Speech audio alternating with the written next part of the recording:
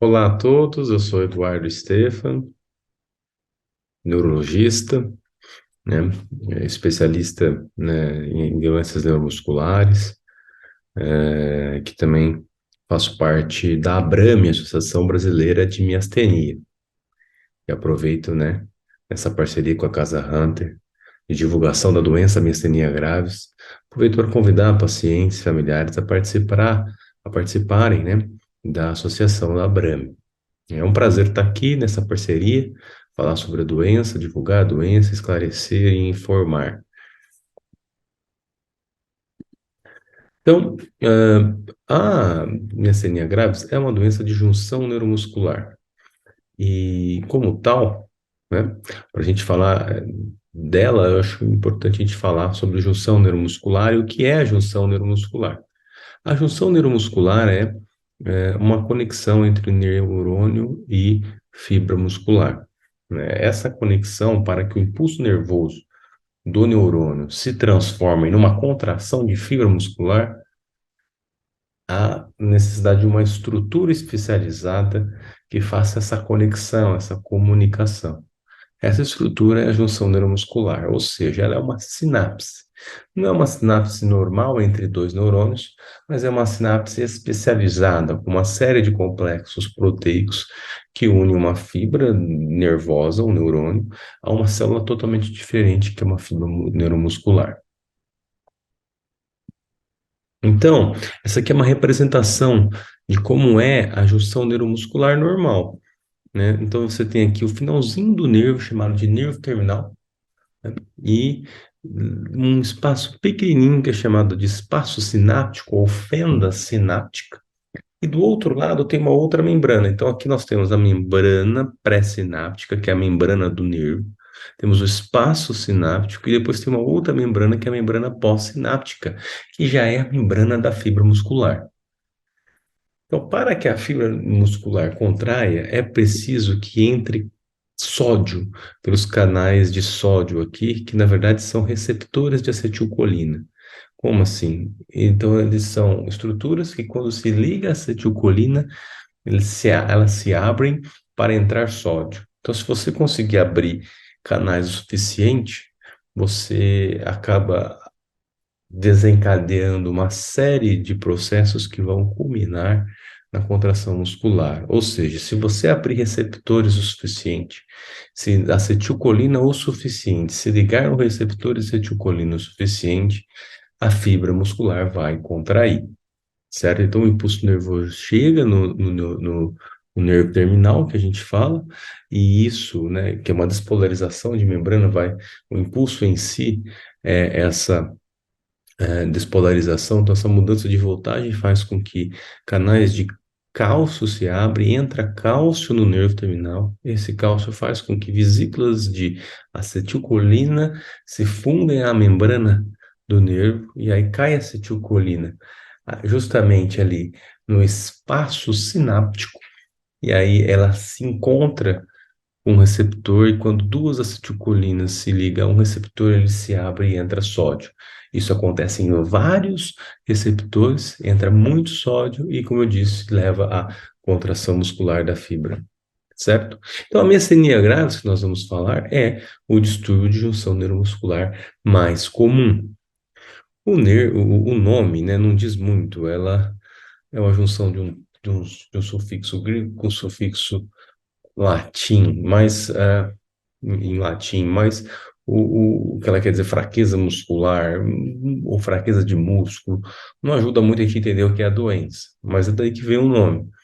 A gente fala em distúrbios miastênicos, né, em geral, né, o termo hoje, né, quando a gente fala, tem uma síndrome miastênica, porque a miastenia gravis não é a única síndrome miastênica, é a mais comum, mas você tem síndrome miastênica de Lambert-Eaton, você tem diversas, mais de 30 síndromes miastênicas congênitas, então você tem várias síndromes miastênicas.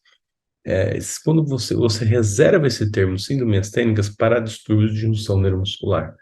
A miastenia gravis autoimune adquirida, geralmente quando a gente fala miastenia graves, a gente está se referindo à miastenia graves autoimune adquirida. Essa é a distúrbio de junção mais comum que tem, embora seja uma doença rara, como a gente vai ver. A característica de distúrbio da junção, das síndromes miastênicas em geral, a característica principal é que os sintomas flutuam, os sintomas mudam, principalmente com esforço e exercício. Então, o paciente pode ter uma série de músculos acometidos, a gente vai ver, mas a principal característica é que hora está melhor, hora está pior. E um fator que influencia muito isso é o repouso e exercício. Melhora com repouso, piora com o exercício do músculo acometido. Nem sempre todos os músculos vão estar acometidos. Na verdade, na maioria das vezes, não serão todos os músculos, tem os preferenciais, né? E quanto mais leve, menos músculos serão acometidos e menor é a fraqueza desses músculos. Nas formas mais graves, todos os músculos estão acometidos, né? Mas a maior parte dos casos não são as formas mais graves. Então, não tem barreira, então os anticorpos que circulam, eles têm amplo acesso à junção neuromuscular, os remédios que circulam também. Então, há uma ampla conexão, uma ampla vulnerabilidade da junção neuromuscular a tudo que circula no sangue. Então, por isso que isso é uma das causas da miastenia graves, o fato disso ocorrer, de ter uma ampla exposição da junção ao sangue. Abaixo dos 40 anos é mais comum em mulheres, acima dos 50 é mais comum em homens. Pegando como um todo, acaba sendo um pouquinho só mais comum em mulheres, mas praticamente 1 para 1, se você considerar todas as faixas etárias. Tem alguns fatores genéticos que predispõem, não é uma doença genética, mas o fato de você ter na família pacientes com doenças autoimunes aumenta o risco de você ter doença autoimune, mas a maior chance ainda é que você não tenha, né? Então, por exemplo, a miastenia graves, em torno de 1 para 5 mil, tem, né, diversas estatísticas, isso varia um pouco, mas em geral, né, 1 para 5 mil. Se você tem um familiar, isso vai para 1 para 500, vamos dizer assim, no máximo. Você tem dois familiares com miastenia graves. Então, ou seja, a maior chance, 1 para 499, é que você não tenha, né? Então, não é uma doença genética, mas a gente sabe que há alguns fatores genéticos que aumentam a chance da pessoa ter a miastenia graves autoimune adquirida. E tem a forma genética também, são muito mais raras, a gente não vai abordar hoje aqui nessa aula. Então, geralmente é devido à produção de anticorpos que atacam o receptor de acetilcolina. Aquele verdinho lá que a gente mostrou que fica na membrana pós-sináptica, e quando se liga duas acetilcolinas, ele se abre e entra sódio. Aquele receptor, né, é atacado, né, na doença. Então, você tem anticorpos anti-receptor acetilcolina na maioria dos casos. Não são em todos, mas é na maioria dos casos. E eles medeiam destruição do receptor, mas não só do receptor, né? Eu vou mostrar para vocês que as estruturas em volta do receptor também são destruídas pela inflamação causada pelo anticorpo. Então, é um processo geralmente dependente de células T, é um processo que se inicia no timo. O timo, ele é um órgão imunológico que fica no tórax. Uma das principais funções, não a única, mas uma das principais funções do timo é evitar células autorreativas, ou seja, ele leva à destruição de células do nosso sistema de defesa que acabam reconhecendo alguma estrutura do próprio organismo como se fosse de fora. Se alguma célula começa a reconhecer ou o pâncreas, ou o fígado, ou o músculo, ou a junção neuromuscular, como se não fosse do organismo e começa a criar anticorpos contra aquela estrutura, o timo tem um sistema para destruir essa célula. Ele reconhece e fala: não, você está atacando o próprio organismo. E ele seleciona e destrói essa célula. Então, o timo é responsável por isso. E falha deste processo é o que ocorre na miastenia graves. De forma que você tem o que a gente chama de célula de apresentadora de antígeno, que apresenta o receptor acetilcolina para uma célula T lá no timo, levando então à produção pelas células B de anticorpos contra o receptor de acetilcolina. Isso acaba passando despercebido, um erro imunológico, como acontece em várias doenças autoimunes, e acontece aqui também na miastenia graves. quando é anticorpo antireceptor de acetilcolina. Então, o time é muito importante na produção da doença com receptor, com anticorpos antireceptores de acetilcolina. Essa inflamação ocasionada pelo anticorpo, ela destrói também a membrana. Aquela figura que a gente mostrou no começo, aqui, isso aqui é a crista da membrana pós-sináptica, da membrana do músculo. Então, aqui nessa representação, a gente está vendo só esse pedacinho aqui de cima, porque ela tem dobras, a membrana aqui do músculo. Ela tem essas dobras profundas, esses vales profundos, onde não tem receptor de acetilcolina. O receptor de acetilcolina fica só na crista. E essa disposição dele ficar só na crista e lá no fundo, nas criptas, né, nos vales, os canais de sódio, essa estrutura ela é fundamental para a junção neuromuscular funcionar bem. Quando você tem inflamação crônica, isso dá uma retificada, você diminui os vales e quase fica reta a membrana. Isso atrapalha muito a função, além, claro, de você ter menos receptores. Tem uma foto aqui de microscopia eletrônica, é um pouco difícil de entender, microscopia eletrônica tem que ver bastante para pegar o olho, mas é mais ou menos a representação daquele desenho que eu mostrei. Então, a gente consegue ver aqui o nervo terminal, depois tem um espacinho aqui, né? Que é a fenda sináptica, e depois a membrana do músculo, que tem esses vales e as cristas, esses vales e crista, vale e crista. Então, aqui na crista tem esse pretinho, esses pretinhos aqui que está mais escuro são receptores de acetilcolina. Aqui é a mesma coisa, só que no paciente com miastenia graves. Você vê que a membrana fica praticamente reta e você tem poucos lugares com esses pretinhos que são os receptores de acetilcolina, né, mostrando aí uma disfunção completa da junção neuromuscular. E qual é a consequência disso? A consequência é fraqueza que flutua, né? A miastenia graves é uma doença exclusiva de músculo estriado, os músculos que nós movimentamos por vontade própria. Então, as manifestações, né, os sintomas da miastenia grave serão fraqueza do músculo que está acometido, que vai ser pior no final do dia, quando você já usou mais o músculo, porque piora com o exercício, essa característica de doença de junção neuromuscular. Os olhos, né, a musculatura ocular que movimenta os olhos, elas têm uma junção neuromuscular muito suscetível. Qualquer lesãozinha de junção neuromuscular, o músculo já falha. Então é muito comum ter sintomas oculares. Então você tem sintomas oculares assimétricos em virtualmente todos os pacientes. Praticamente todo mundo tem pelo menos um pouco. A maioria, inclusive, começa por ali. Às vezes, no começo da doença, a doença começa com outro músculo, que não o músculo da movimentação dos olhos ou de abertura ocular. Quando a gente fala sintomas oculares, a gente está dizendo pitose palpebral, que é a queda da pálpebra, né? Como você tem a queda da pálpebra, ou quando você tem visão dupla por desalinhamento dos olhos, eles não conseguem olhar para o mesmo lugar exatamente, então forma duas imagens, e não só uma imagem sobreposta, levando à visão dupla. Então, esses sintomas são os mais comuns, por fraqueza da musculatura ocular que movimenta os olhos e que levanta a pálpebra. Mas às vezes a doença começa, por exemplo, com fraqueza no braço, ou com fraqueza para engolir, ou fraqueza para falar, né? Uma voz que fica fraca quando fala.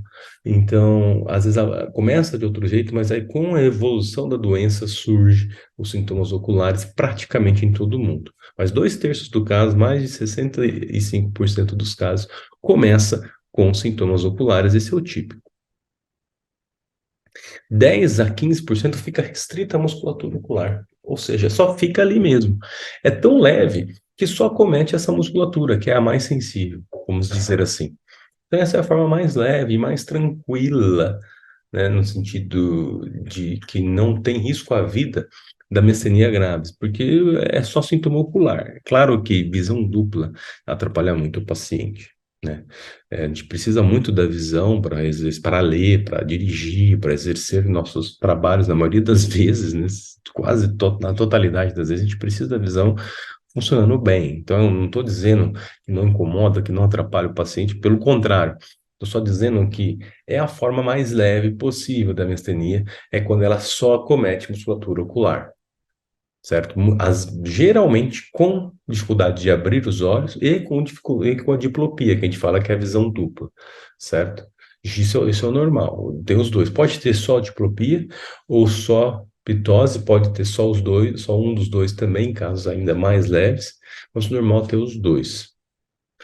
Em casos graves, né, pegando a outra ponta da doença, acomete também musculatura respiratória e aí leva a fraqueza para respirar, com consequência de falta de ar.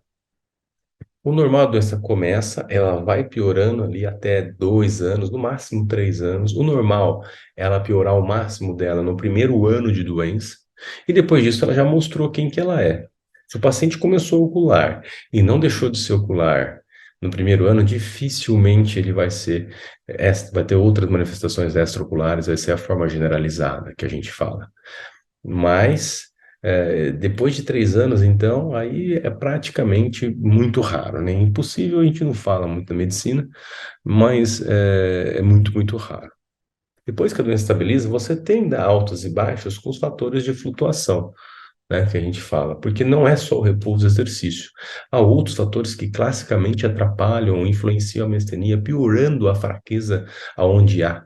Ou às vezes, o acometimento do músculo é tão leve que ainda não tem fraqueza, mas quando é exposto a o paciente é exposto a alguns fatores, aí ele tem a fraqueza, né? O mais clássico é estresse, infecção, variação hormonal, né? É clássico a paciente mulher com miastenia que na menstruação piora, né? Alguns remédios, exercícios intensos também piora. Quando a piora é muito, muito, muito grave, quando a piora é muito significativa, a ponto do paciente não conseguir mais respirar por si, ou ele não conseguir nem engolir, se alimentar, nem beber água, ou um ou outro, a gente chama de crise miastênica. Não é todo paciente que tem crise miastênica. Pacientes oculares, por exemplo, de forma ocular, não tem. Na verdade, a minoria dos pacientes chegam a esse ponto, a ter uma piora tão importante a ponto de ter uma crise miastênica em torno de 15 a 20% dos casos, ou seja, 80 a 85% dos casos de miastenia, que já é uma doença rara, tem crise miastênica. Então, a maioria não tem. Mas uma porcentagem razoável chega a ter uma crise miastênica, que necessita internação, intubação e tratamento urgente com imunoglobulina ou plasmaférese, certo? Então, a crise miastênica mesmo, tecnicamente falando, é quando o paciente piora a ponto de precisar ser intubado ou então colocar uma sonda para poder engolir. Avaliar. Então, quando a gente vai examinar o paciente, é importante a gente examinar, né, o paciente no repouso, no exercício. É comum, né, o paciente ele está pior no dia a dia do que no consultório do médico, porque no consultório do médico, geralmente, o paciente não está realizando as tarefas ou não realizou no dia as tarefas que geralmente ele realiza. Então, é importante ser avaliado em repouso e exercício. E todos os músculos, em geral, todos os segmentos do corpo, não todos os músculos, mas todos os segmentos é importante olhar, principalmente ocular, facial, fraqueza facial é muito, muito comum na miastenia, né? Mas também musculatura de braços, pernas, testar a fala, testar a respiração, porque são músculos muito acometidos. Tem uma classificação que a gente usa, essa é a que a gente mais usa, a MGFA, da Myasthenia Gravis Foundation of America, que classifica entre grau 1, que seria só ocular, aí grau 2, 3 e 4, que é generalizada, né? Generalizada é qualquer miastenia que tenha fraqueza além do olho. Então, não precisa ter em todos os músculos. Então, às vezes a gente fala, você tem forma generalizada, o paciente já assusta, achando que todos os músculos estão acometidos. Não é isso. Quando a gente classifica como miastenia grave generalizada, basta o paciente ter sintomas que não sejam só restritos ao ocular, certo? E aí tem leve, moderado e grave, né? E a grau 5 seria quando o paciente está entubado em crise miastênica. Então, né, eu colocando aqui algumas fotos de pacientes, são fotos de livro, ou então de pacientes que permitiram o uso sem a gente mostrar de forma que seja possível identificar, tá bom? Então, essa foto, por exemplo, é uma foto que dá para identificar a paciente, mas é uma foto de livro, então é uma coisa pública. É, então, o que que dá para ver aqui? Dá para ver o sorriso miastênico, que é esse sorriso horizontal, chamado também de esgar miastênico, que que é, um sorriso de desdém, parece um sorriso de desdém que a pessoa está tentando, mas não é um desdém, é porque ela não consegue fazer um sorriso mais vertical, né? Fica esse sorriso horizontal, isso é clássico da miastenia. Dá para ver aqui também a ptose palpebral, né? O olho mais caído e assimétrico, um diferente do outro, e também as sobrancelhas levantadas de forma assimétrica, né? Isso é um reflexo que ocorre nos pacientes miastênicos, que levanta mais a sobrancelha do lado que a ptose é pior. Aí tem o famoso teste Simpson, que é pedir para o paciente olhar para cima por um tempo, e depois, quando ele volta o olhar, a ptose piora. Isso é porque quando a gente levanta o olho para cima, a gente abre mais, levanta mais a pálpebra, então a gente está fazendo esforço ali com o músculo que está mais acometido, que é o levantador da pálpebra. E tem o famoso teste do gelo, que depois que você coloca o gelo, por tempo do transitório, né? Você também tem uma melhora ali dos sintomas oculares, né? Tanto da diplopia, quanto pode ter tanto da diplopia, mas o mais comum é ter ali da ptose palpebral. Isso é porque a junção neuromuscular funciona melhor no frio. Isso, né? E faz todo sentido. Muitos pacientes reclamam que no calor os sintomas pioram, mas é porque a junção neuromuscular funciona melhor no frio. E para confirmar o diagnóstico, aí tem os exames. A eletroneuromiografia, né, que é o exame mais importante para a miastenia. Tem os exames de sangue, principalmente os anticorpos específicos. O principal anticorpo antirreceptor acetilcolina, mas tem o anti-MuSK também. E a tomografia. Tem que sempre fazer tomografia de tórax. Por quê? Porque 10% dos casos tem um tumor benigno do timo. Não, não é benigno, né? Desculpe, é um tumor maligno, mas que não dá metástase, que é o timoma. Que você, quando descobrido precocemente, você faz a cirurgia de retirada do timo e do timoma, você cura os pacientes sem nenhum outro tratamento, só com a cirurgia. E a miastenia aparece geralmente, esses pacientes com timoma têm, em 50% dos casos, tem miastenia. E quando o paciente tem miastenia, 10% do caso tem timoma. Então, por isso que a gente tem que fazer tomografia de tórax para ver se não tem timoma. Tem também, é muito comum a hiperplasia tímica, mas isso não é muito relevante. O mais importante é que a gente precisa fazer a tomografia para ver se não tem esse timoma, porque se tiver, tem que tirar. E tirou, curou, geralmente, se for no começo, né? Se for mais adiantado, às vezes tem que fazer químio ou rádio, mas mesmo nesses casos, a chance de cura é muito alta. Então, a eletroneurografia, você tem, tem que ser feita direcionada para a miastenia, porque o que a gente quer ver isso aqui é o decremento ao estímulo repetitivo, né? Então, você faz vários estímulos e você vê que as fibras que contraem vão diminuindo, e aí você tem a curva que a gente chama de potencial muscular composto, que ela faz esse decremento. E quando não é suficiente para fechar o diagnóstico, a eletroneurografia, porque ela é positiva em cerca de 60% dos casos com miastenia generalizada. Na forma ocular é 40%, 30 a 40%. Ou seja, a maioria vem negativa. Alguns lugares colocam que na forma ocular é até 15%, ou seja, só de positividade. Então, é um exame muito bom para confirmar, mas não ajuda a descartar. Aí tem a eletroneuromiografia de fibra única, né? Que ela vai tentar mostrar que duas fibras que são inervadas por um nervo só estão contraindo diferentes, em tempos diferentes. Ou seja, o problema está na junção neuromuscular. Difícil de explicar o exame, mas o importante de saber é que esse exame, a eletroneuromiografia de fibra única, ele tem a chance muito maior de ver um distúrbio de junção neuromuscular. certo? Não é feito em todo lugar, tem que ser feito por alguém com experiência. Mas, geralmente são grandes centros só que realizam, mas é o melhor exame de eletrofisiologia.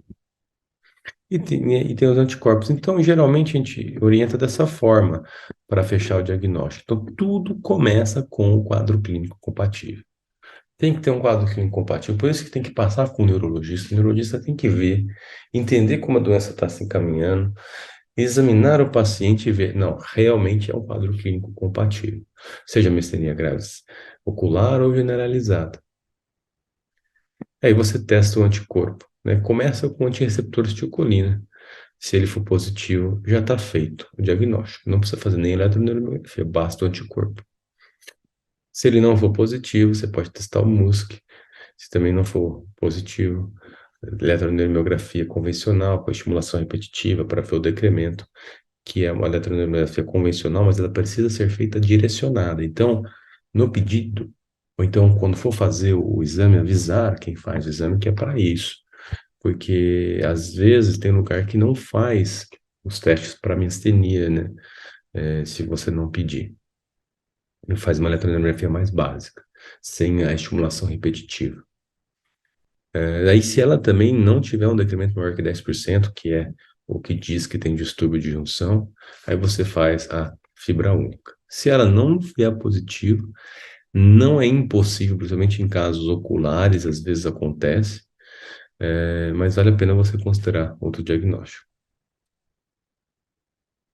E o tratamento, né? Claro que eu tomei cuidado aqui de colocar o mais básico, né? Então tem os imunossupressores, prednisona, né? Prednisona, infelizmente, é o que a gente mais tem para tratar a miastenia, que é um corticoide. Geralmente o problema da miastenia não é a falta de resposta à prednisona, e sim a dificuldade de retirá-la, certo? E, em geral, se você usar por tempo, né, tem que dar um tempo dela fazer o efeito. Se usar por tempo adequado, doses adequadas, a maioria ou quase todos os pacientes melhoram. Às vezes não o suficiente, mas alguma melhora há. Aí tem a azatioprina para você colocar junto com a prednisona para tentar diminuir a prednisona como primeira opção. E depois, casos refratários, é, tem os substitutos de azatioprina que podemos usar também, né? Metotrexato, ciclosporina, é, micofenolato. No Brasil a gente não consegue, mas em outros países muito se usa tacrolimus. Tudo isso poderia ser alternativa à azatioprina, mas a azatioprina é a primeira opção, que é o Imura. E casos refratários, a gente indica timectomia. Na verdade, se for anticorpo antirreceptor acetilcolina, menor de 50 anos, com menor de 60 anos, mas principalmente menor de 50 anos, com menos de 5 anos de doença, a gente já indica timectomia porque a gente sabe que há uma grande chance do paciente responder. E aí a resposta não é cura, a resposta à timectomia é a retirada do timo. Retirar o timo ajuda no tratamento, não é a cura. E qual que é a ajuda? Comprovada é a redução de prednisona. Então o paciente vai usar menos prednisona ao longo da vida para tratar a miastenia se ele fizer a cirurgia do timo. Porque, infelizmente, tem pacientes que conseguem ficar bem sem tratamento. Fica só tomando sintomático, que é o Mestinon. A piridoximina é um tratamento sintomático, que melhora transitoriamente. São os inibidores da acetilcolinesterase. Eu costumo dizer que é uma bengala. Então, tem alguns pacientes que ficam bem com isso, mas é 5, 10%. A maioria vai precisar tratar ou com um imunossupressor ou com corticoide. Tá? Mas a maioria, tratando de forma adequada, fica bem também. Os casos que precisam de usar coisas extra, né, são 10, 15%, certo? E as coisas extra, né, tem a timectomia, que é a retirada do timo, embora em casos selecionados, às vezes, mesmo precocemente, antes de você ver que o paciente é refratário, a gente já indica, porque a gente sabe que isso vai custar menos corticóide ao longo da vida, que o tratamento costuma ser por muitos e muitos anos, às vezes, muitas vezes, para a vida toda. Então, se você diminui 10 miligramas de corticóide a vida toda, isso é um efeito muito bom, porque você já diminuiu um monte de efeito colateral. mesmo que você não cure a doença, mesmo que você não tire completamente o remédio. Então, a cirurgia se justifica. É, além da ciclofosfamida, rituximab e eculizumab, em janeiro surgiu o ravulizumab, que é muito parecido com o eculizumab, só que um pouco mais eficaz e com um sistema de administração de dose melhor, porque o eculizumab, depois da dose de ataque a cada 15 dias, a cada 2 semanas, e o ravulizumab, que é o Ultomiris, que foi aprovado agora na Anvisa, está no SUS, né? No SUS não tem nem rituximab, nem eculizumab, e nem o ravulizumab, né? O ravulizumab, que é o Ultomiris, foi aprovado agora em janeiro, ele é a cada 8 semanas, então ele é melhor do que o eculizumab para se aplicar.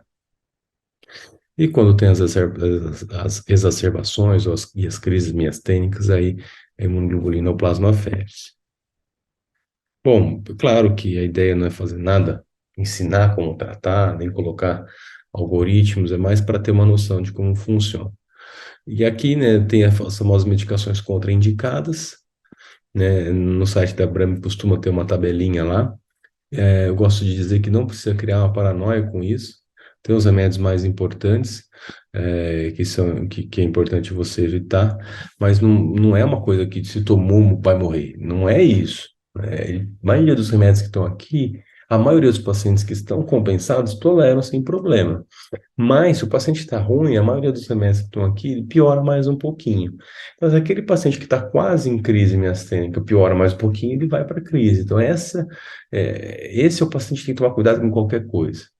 Os outros, tem os remédios que são mais importantes, mas a maioria é uma coisa assim, ó, tomou, sentiu um pouquinho pior, não toma mais, certo? Não precisa criar uma grande paranoia com esses remédios, né? Porque às vezes a gente vê pacientes que não tratam uma infecção porque o remédio que tinha tá nessa lista, que é um antibiótico, ele fica com a infecção lá semanas, porque achou que não pudesse tomar de jeito nenhum, e não é bem isso, certo?